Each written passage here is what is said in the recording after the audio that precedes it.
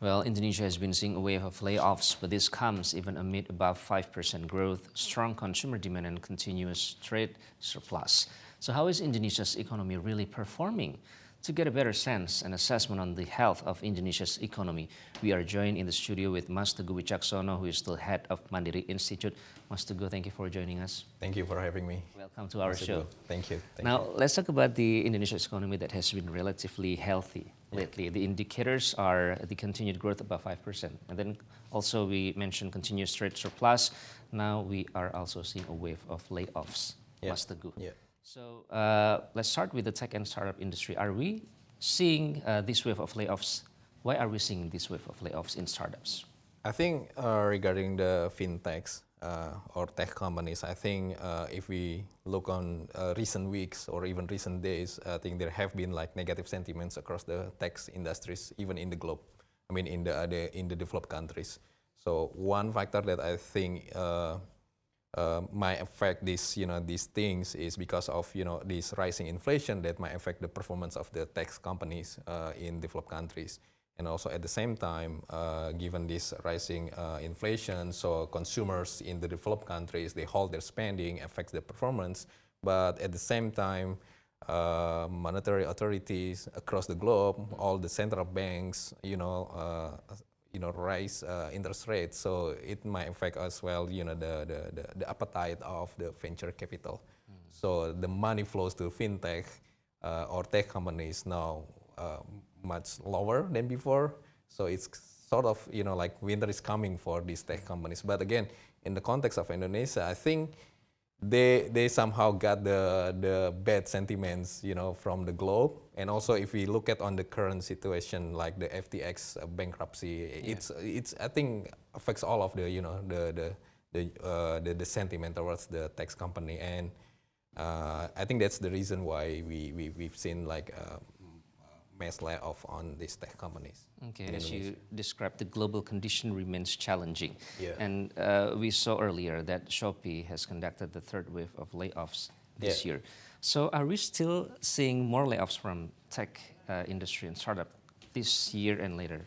Yes, I expect that it may continue to the next year because if we look at the forecast from the global institutions that we might expect that like in the next year will be a global recession, particularly on the developed countries. And of course, the monetary authority, I think, still put the hawkish stance.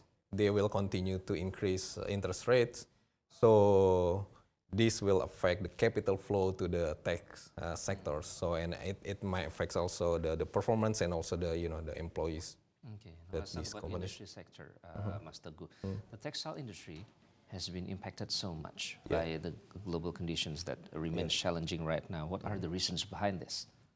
About these tech companies? Textile industry. Oh, textile industry. So I think the story is the same, but the channel is different. I mean, like textile, garment, and footwear, these are industries that have big exposure to the international markets.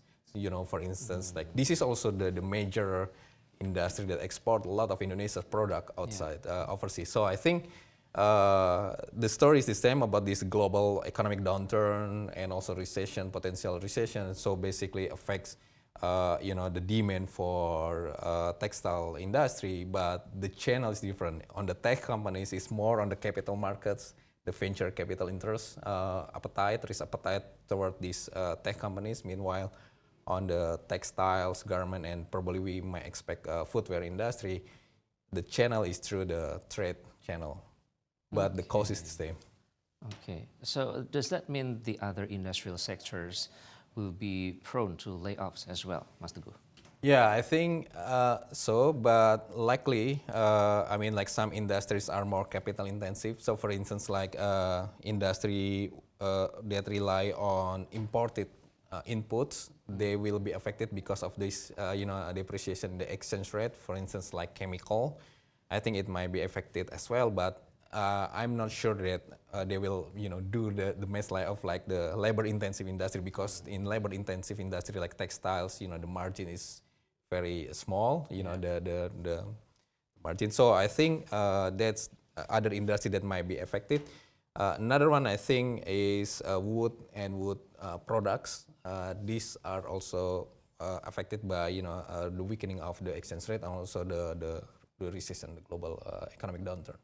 Okay, as we recently heard from the news that IMF and World Bank forecast the global recession next year, but the Indonesian economy has been resilient to this, and with all the indicators, but at the same time there are layoffs that we're seeing. Is this a sign that Indonesian businesses and also industries will face even more difficulty next year? Yeah, I think so. I mean, like particularly industries or businesses that first have big exposure to the international market. I mean, for instance, like those that export a lot of their products to the major developed countries like the US or Europe, they will feel the pain about this global recession.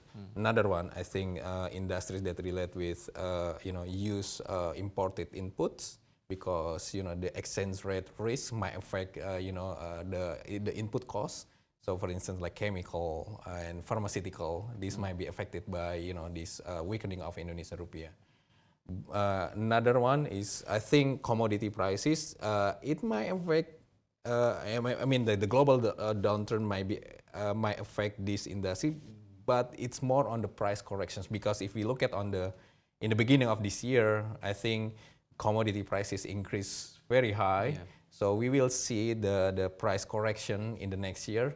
But I think these commodity producers, I think, are still doing okay in the next year that we expect. But okay, we'll dig deeper on still okay that term right next after the break. Stay with us on Jakarta Movers and Shakers. We'll be back after the short break.